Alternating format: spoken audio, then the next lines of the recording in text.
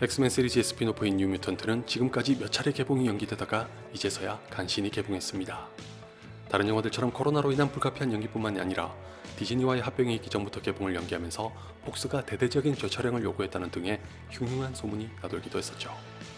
다행히 올해 초에 감독이 했던 발언에 따르면 특별한 수정 없이 자신이 계획했던 대로 개봉할 수 있게 됐다고 했는데, 막상 보니 디즈니가 이 영화를 마음에 들어해서 감독의 뜻을 지켜준 게 아니라 어디서부터 손을 대야 좋을지 모를 정도로 엉망이라 재촬영에 또 돈을 낭비하느니 그냥 자포자기하는 심정으로 마지못해 그대로 개봉시켰을 거라는 의구심을 갖게 합니다. The reason you survived is because you're a very uncommon girl. 기억하시는 분들이 계실지 모르겠지만 개인적으로는 첫 번째 예고편이 공개됐을 때부터 뉴 뮤턴트를 내심 기대했습니다. 당시 반응이 약간 갈리긴 했으나 조시 분 감독이 슈퍼히어로 영화에 새로운 장르를 접목시키려 했다는 게 좋았고, 더군다나 그 갈래가 공포 영화로 이어지고 있다는 게 마음에 들었습니다. 마블 시네마틱 유니버스가 각 캐릭터에게 뚜렷한 개성을 부여해 저마다 다른 장르로 여러 가지 재미를 줬던 것처럼 뉴 뮤턴트는 슈퍼히어로 영화에 본격적으로 공포 영화를 대입하는 꽤 파격적인 시도가 돋보여서 행여라도 한간에 놔두는 소문처럼 폭스가 재촬영을 요구하면서 손을 댔다가 그 부분이 훼손되는 건 아닐지 우려하기도 했었죠. 참고로 제가 그 말 많았던 판타스틱4에 대해 나중에 재발견할 여지가 있다고 얘기했던 것도 비슷한 이유에서입니다.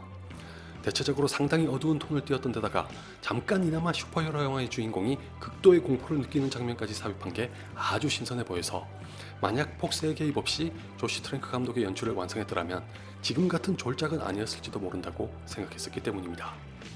뭐 그게 사실인지 아닌지는 영영 확인할 수 없게 된 대신 뉴 뮤턴트가 이제야말로 슈퍼히어로 영화와 공포 영화의 결합을 보여줄 거라고 기대했었는데, 글쎄요. 확실히 공포 영화를 보는 것 같은 장면이 있는 건 틀림없는 사실이지만, 솔직하게 한마디로 말씀드리면 예고편이 전부인 수준도 아니고 그냥 예고편이 이 영화에 들어있는 공포 영화스러운 장면을 극대화해서 관객을 현혹하는 마케팅 전략에 넘어간 셈이나 마찬가지입니다. 제 기대가 너무 컸거나 방향을 잘못 잡은 탓일 수도 있으나 뉴 뮤턴트는 도리어 슈퍼히어로 영화와 공포 영화를 작심하고 섞는 건 불가능하다는 걸 보여주는 것만 같았습니다. 마치 약간의 기운을 차용하는 건 괜찮을지 몰라도 공포 영화의 슈퍼히어로 캐릭터를 주인공으로 세우는 건 누구도 반기지 않을 거라고 여기기라도 하는 것처럼 이 영화 역시 예고편과는 딴판으로 흘러갑니다. 그렇다고 해서 제 기대가 잘못됐다고 인정하긴 싫은데, 그도 그럴 것이 예고편은 누가 봐도 슈퍼히어로 영화보다는 공포 영화에 가까웠으니 오해 아닌 오해를 안 하는 게 더 이상할 지경이지 않나요?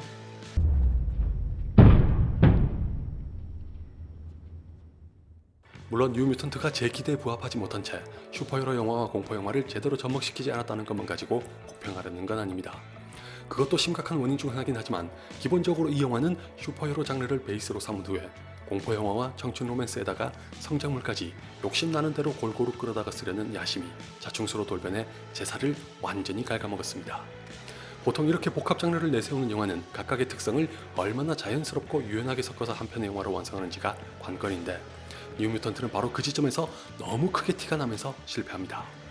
쉽게 말해서 이 속에 저게 있고 저 속에 그게 있고 그 속에 이게 있는 게 아니라 이거 했다가 저거 했다가 그거 했다가 다시 이걸 하는 식으로 경계를 뚜렷하게 나누면서 이어지는 바람에 영화가 시종일관 정신사납게 제멋대로 놉니다.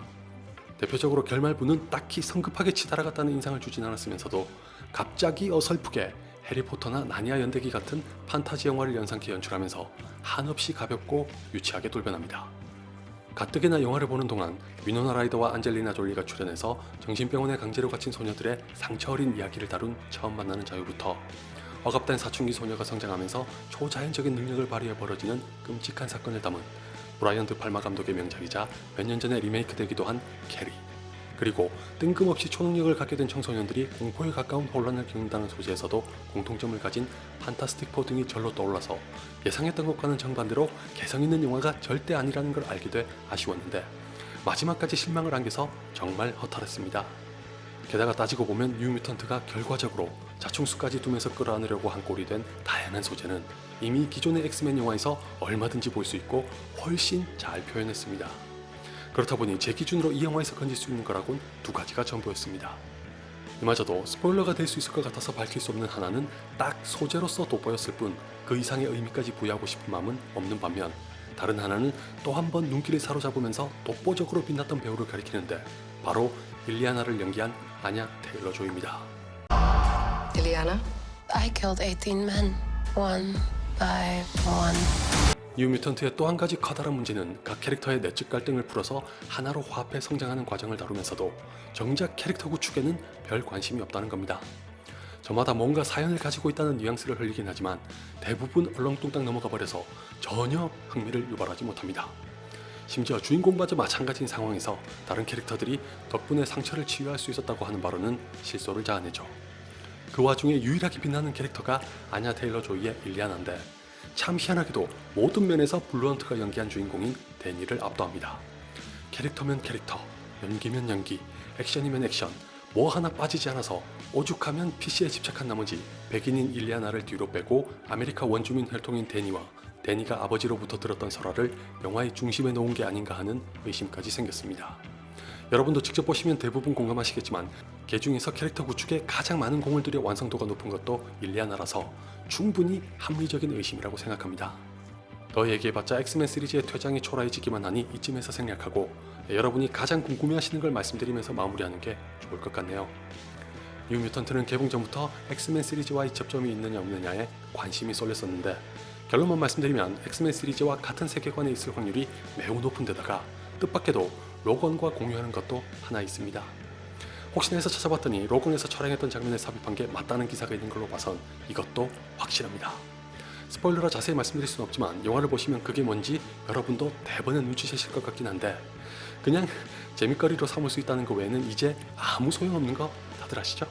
엑스맨 다크 피닉스가 워낙에 졸작이라 조금은 만회하고 엑스맨 시리즈를 끝내주길 바랐던 영화가 이렇게 돼서 참 아쉽네요. 이 시국이 아니더라도 굳이 극장에서 볼만한 영화는 아니라고 생각하니 차라리 댁에서 델마라는 영화를 보시길 추천합니다. 뉴뮤턴트와 비슷한 소재를 비교 불가할 수준으로 훌륭하게 다룬 영화라 한 강연에서 슈퍼히어로 영화의 미래를 볼 수 있다고 말씀드리기까지 했으니 저를 믿으신다면 꼭 한번 보시라고 강추합니다.